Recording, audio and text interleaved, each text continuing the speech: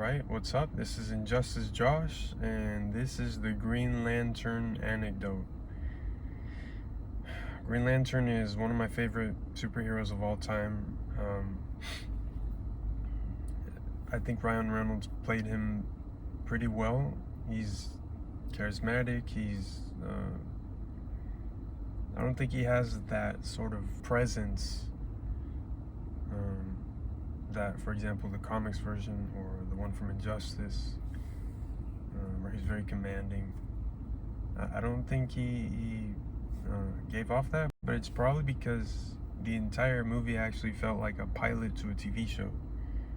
And like, the movie's over and it felt like if it was a Green Lantern TV show from the CW, and that was episode 1. And then we never got more. So it's like, kind of like in The Flash. I mean, they had a really good pilot, that's the difference. But the Flash, you have the pilot, the man in the yellow suit is revealed at the end. Oh, that's kind of ironic. That's kind of funny. Hey, they're both yellow. It's revealed at the end, Reverse Flash, and then we never see that. Oh, that would have been awful. The good thing is, Sinestro in this movie is amazing. Mark Strong is probably the best actor in this movie. He's really good. Guardians, if your faith in our power has faltered, let me renew it. Let me take a squadron of my strongest lanterns against this enemy, and I'll prove to you our best days are not behind us. If you had to choose a superpower, what would your superpower be? Oh, flight. I think my wife would like me to be able to match handbags and shoes. That would be quite a good superpower. It's amazing how much of a gentleman he is, and then when you see him in the role, it's like, wow. It's night and day compared to Sivana, Dr. Sivana, and Shazam as well. Ryan Reynolds was really good. I saw the behind-the-scenes stuff. He did a lot of his own stunts, and I mean, a lot of the crew technically did. They put him on wires, and they flew and did flips and stuff. So it was very physical.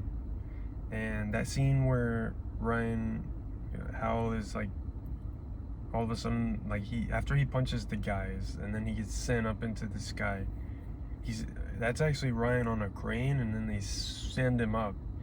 It's, oh my goodness, it's pretty scary. They had to like put him on a crane and like lift him up. Like, it's pretty high. I'm not very good with numbers, but it's like the height of like a lamppost. Like 3 lampposts. It's crazy. I thought the visual effects were pretty good. I mean, I can see why people are like, oh, the suit looks too fake, but I think that the visual design is cool. It's really cool. For the ring, for the lanterns, for Oa. Oa looks beautiful, absolutely beautiful. And the music, the score by James Newton Howard, is that his name? Absolutely beautiful. The score it's a bit too beautiful for this movie, but I mean, no, it's perfect for Green Lantern, but you just want more, and you want the movie to actually live up to the score. And it's I don't know, it's too simple, I guess. The movie's too simple. It's not that simplicity's bad, but like Mad Max is pretty simple, but and Predator and those types of movies, simple plot, but it's just the way, the pacing, the dialogue, the action, the realness of it, how it's filmed. This movie didn't have those things, but they also didn't add anything to the lore. I felt like it was a bit too comic booky. It just didn't add anything. It just felt like they took the comic, adapted it, and that's it. Which, you could say it's a perfect adaptation, but like, do that, but then add like other characters or other dynamics or other complexes, other problems, other things for the character to face anew.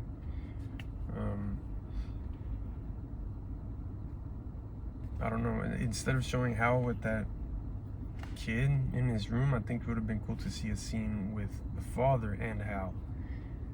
Because I don't think we ever saw a scene with his father interacting with Hal. We never saw that. So how are we supposed to care about his father if we don't even know who he is? I think you care more about the villain because you actually see interactions between his father, the Shawshank Redemption guy. So I mean, I don't know. Okay, so I had to cool down my phone a bit because it's pretty hot out here. My phone just stopped working. So anyway, who was I? The villain. The villain was fine. Not a very interesting villain. People say he looked like a poop monster. The design was fine. I like the idea that it was like a bunch of souls, skulls and ghouls combined together. That was pretty cool.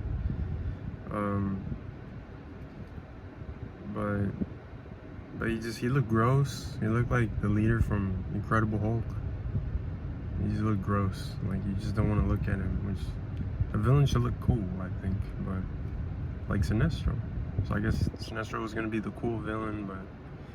And about it looking like a TV show, it's interesting because I was like, this feels way too CW. What's going on? And then in the credits, you know who shows up? Greg Berlanti and Mark Guggenheim. Oh my goodness. And you're like, wow, that's perfect. I mean, hey, no hate to the CW shows. I myself love them. I love Supergirl, Arrow, Flash. It has its moments, but Legends, they're all great. I haven't watched Batwoman yet, so I'm gonna be able to review that for the channel. But I haven't seen Black Lightning either, man. Anyway, and also, who's next? What's her name?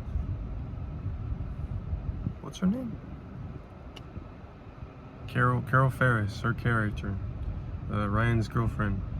She feels a lot like Melissa Benoist. I don't know if the casting director has a type, but she felt a lot like Melissa Benoist, like her personality and everything. She was fine. She was sweet. I love the scene where Hal is like visits her apartment and she's like recognizes him and then she's like, well, I've seen you naked. Don't you think I would recognize you? And I thought that was so funny. It just felt very human, very touching moment between them. Yeah, she was fine. She just felt like a damsel in distress, but also it was cool that she was kind of like in the same business world and stuff. But Taika's character, comic relief, not really very interesting, but he had the funniest line in the movie where Hal was telling him that Tamura's character, the Abin Sur, gave him the ring, and he said, the alien proposed to you? So I thought that was really funny. And also Tamura Morrison is in this movie, so that's cool, as Abin Sur. So, I have a question. Does Green Lantern have an identity in the comics? Because if he does, then like, do people not recognize him? I think the white eyes would be really cool as a sort of cover, because you can't see his pupils. But oh, and speaking of which, check it out. Deadpool, very fitting, right? Ryan Reynolds. So Green Lantern, the reason it has a soft spot in my heart because I love the character. I knew him from Injustice and Lego, and if you haven't watched my Injustice 2 gameplay, I'm a Green Lantern main, so I gotta get back into that game. It's so good, and I love it. I'm trying to speak fast because it's really hot, and that's it, I guess. I watched the movie as a kid, but I never really fully watched it. Like sit down, watch parts and stuff. I liked it. It was kind of like Star Wars for me, where I would watch parts and it was cool, and I wanted to be like Green Lantern, so that was cool. I think that's it. I gave the movie 4.5 or a 3, something like that. I'll have to check, but if not, I'll put it right here. So that was it. Green Lantern was fun. I'm really excited for lanterns. That's gonna be so cool. James Gunn, he's gonna do wonders, I think. So Superman Legacy, and the next, I really want to get started on the Man of Steel rewatch, the DCU rewatch. I'm gonna rewatch the entire DCEU. Do like it's sort of like a mini review, reminiscence type post where I post my appreciation for the movie before Superman Legacy. I'm gonna try to do that before Superman Legacy. So yeah, I'm gonna do that, and that's it. Sweating out here. Thank you for watching, and may the force be with you. Whatever.